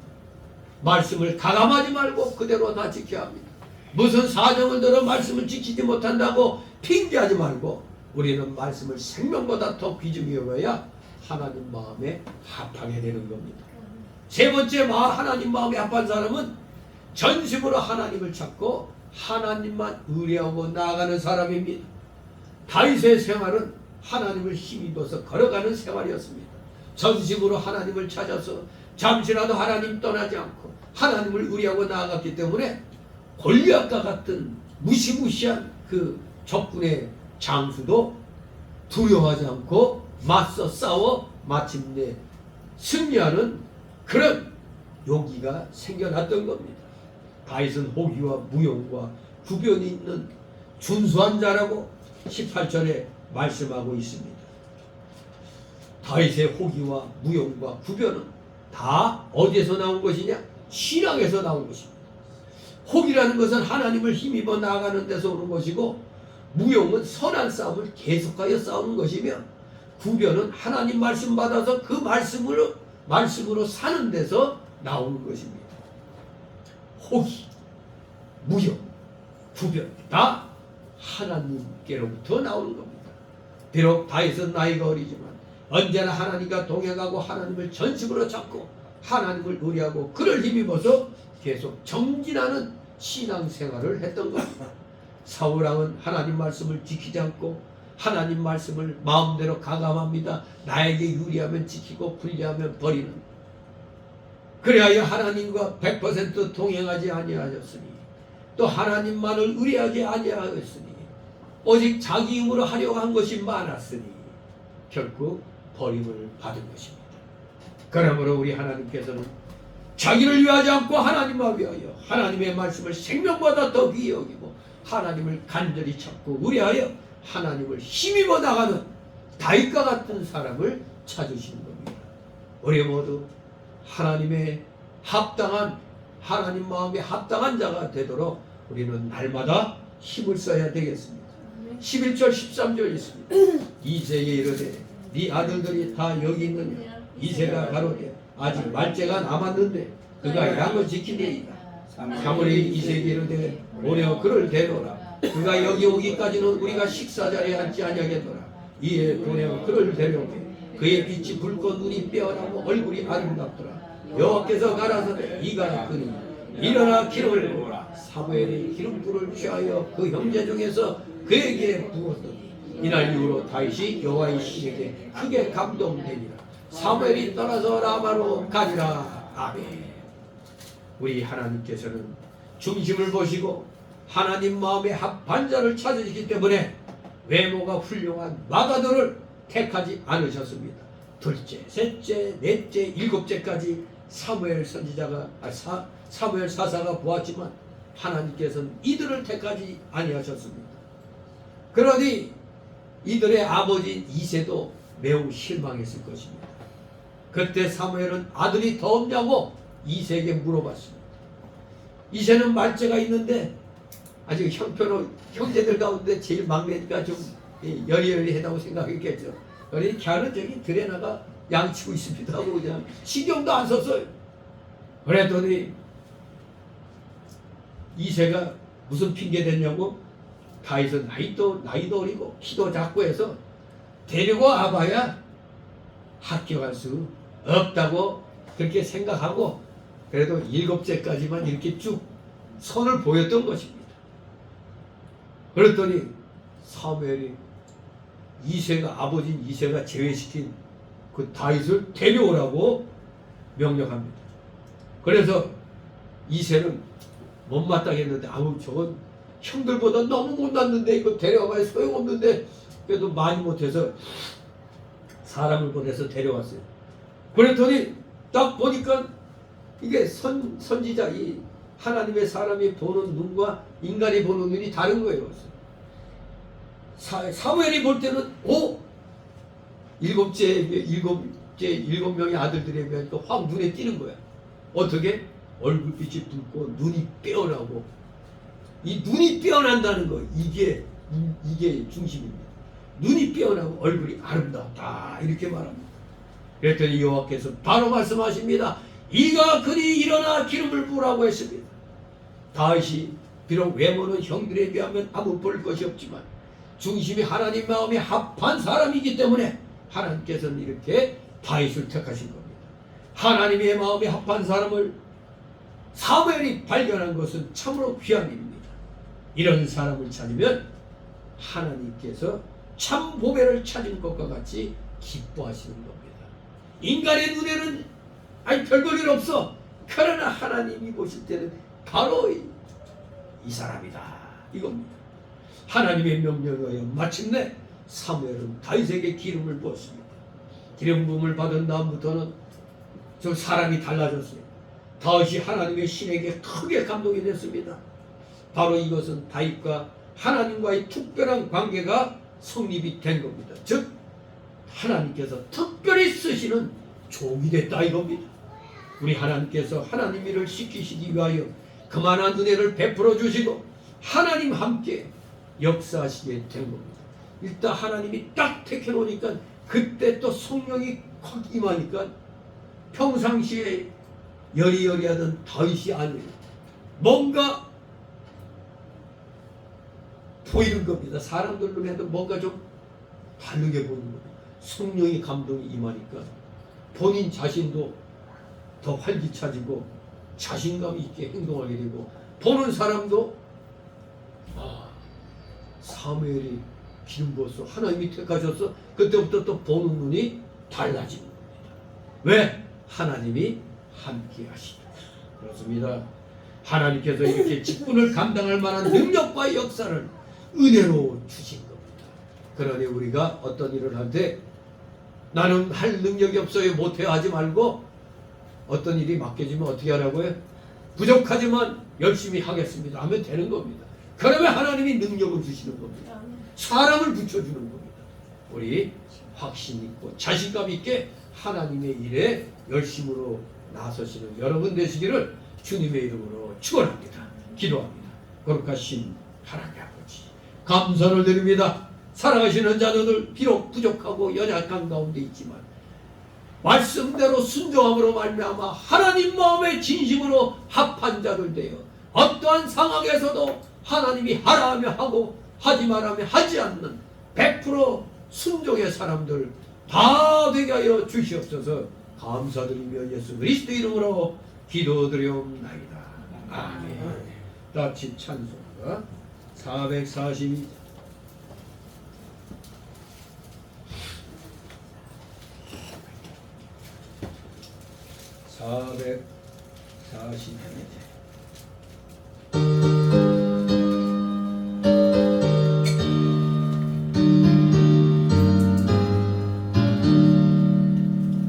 선한 목자 되신 오래주 항상 인도하시고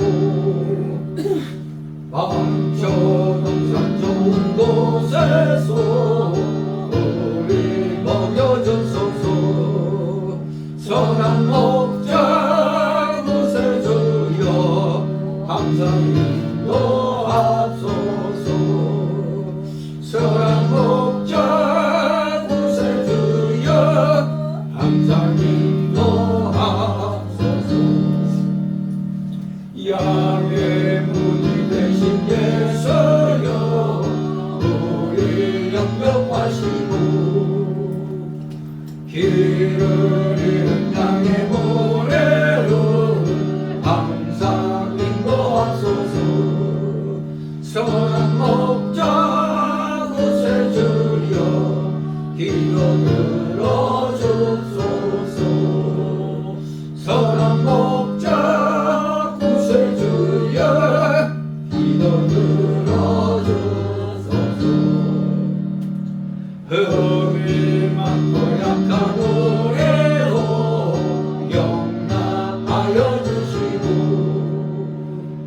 주의 넓고 크신 은혜로 다름없게 하셨네. 선한 목자 곳에 주여 지금 나아갑니다. 선한 목자 곳에 주여 지금 나아갑니다.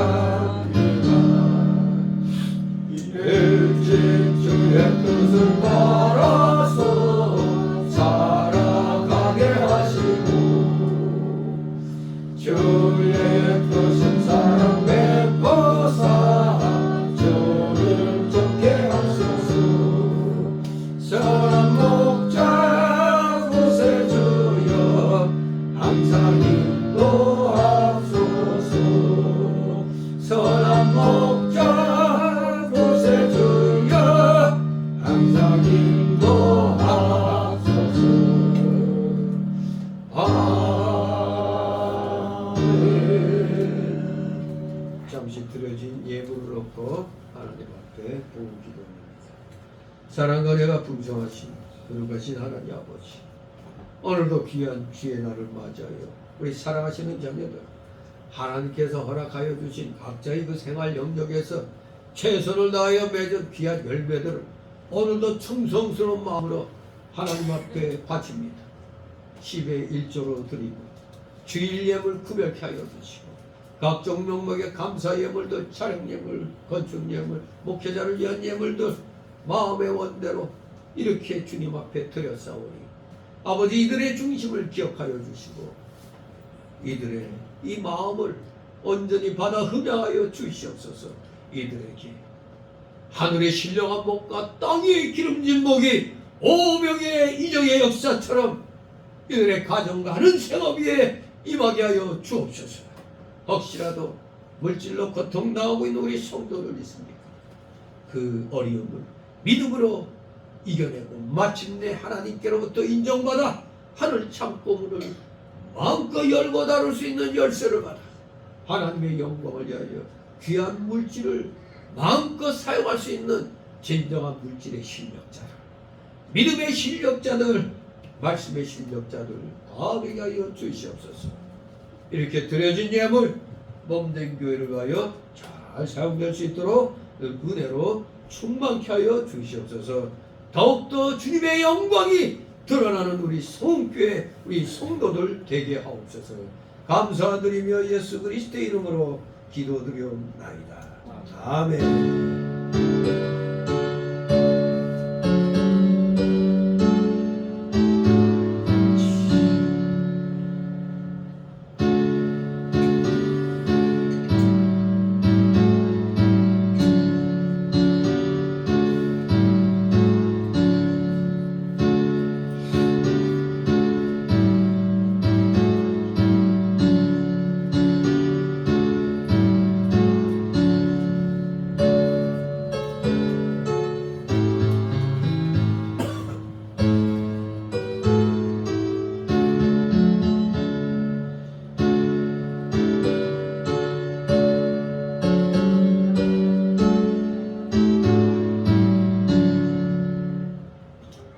이 시간 새신자 소개 시간인데 등록된 카드 놓습니다. 우리 서로 가볍게 인사를 나누시기 바랍니다.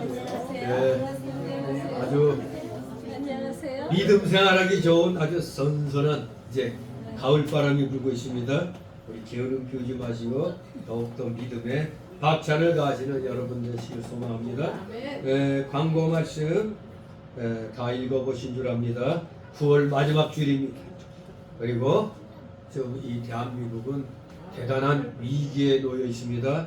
바로 여기에 놓여 있어요. 백척 간도에 놓여 있습니다. 나라와 민족과 위정자들을 위해서 기도하시기 바랍니다. 우리 기도할 때마다 구약 성경 예레미야 5장 1절 말씀을 늘 묵상하시기 바랍니다. 불의에 대해 침묵하는 건 동조와 같은 겁니다. 침묵하지 마셔야 됩니다. 침묵할 때 물론 침묵해야 되지만 악이 우리를 집어삼키려고 할 때는 걷어차야 되죠. 물리쳐야 돼요. 그리고 우리 대한신학교 2학기 수업이 9월 8일부터 시작이 되었습니다. 신학생 모집을 해서 기도해 주시기 바랍니다. 그리고 우리가 속한 백석총회 동로회의 가을노회가 제 236회입니다. 동로회 236회 가을 정기노회가 10월 14일 화요일 오전 11시에 저쪽 광신길에 있는 여기서 몇 분 안 걸려요. 임마누엘 교회에서 노회가 열립니다. 위하여 기도해 주시기 바랍니다. 다 같이 일어나셔서 62장 찬송 부르시로 축도로 마칩니다. 62장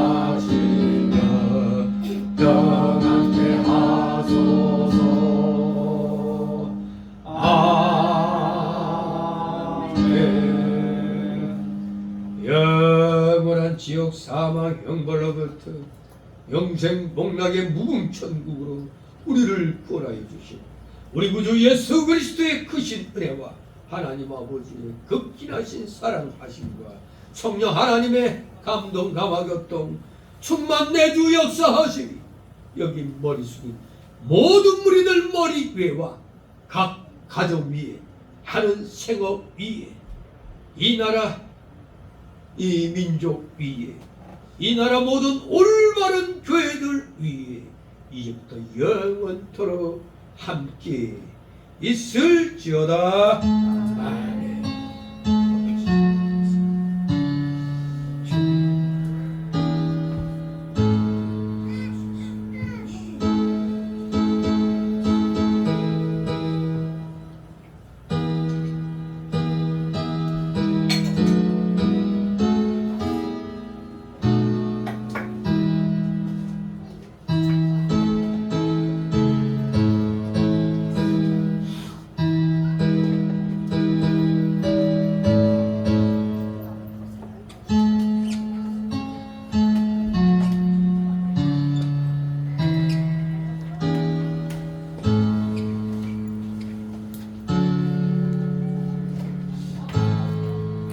수고했습니다. 이제 점심 식사 후에 뵙겠습니다. 목사님 이거 잘못했는데요?